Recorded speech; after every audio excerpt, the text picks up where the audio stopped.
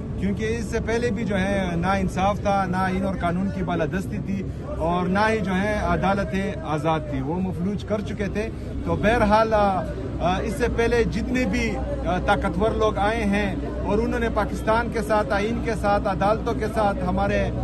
Media کے ساتھ جو ظلم کیا ہے، تو میرے خیال میں کسی کو 27ویں آئینی ترمیم یا کسی ترمیم کی ضرورت نہیں پڑی۔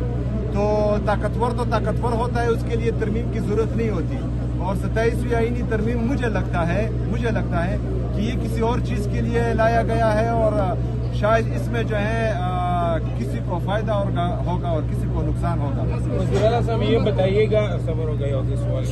وزیر اعلیٰ صاحب یہ بتائیے گا کہ آپ کو اور آپ کے پورے قبیلے کو مختلف طور طریقے سے جو ہے وہ کوشش کی جا رہی ہے، بلیم گیم کا ایک سسٹم جو ہے وہ شروع ہو چکا ہے مختلف، آپ خود بھی اس سے واقف ہوں گے، تو آپ اس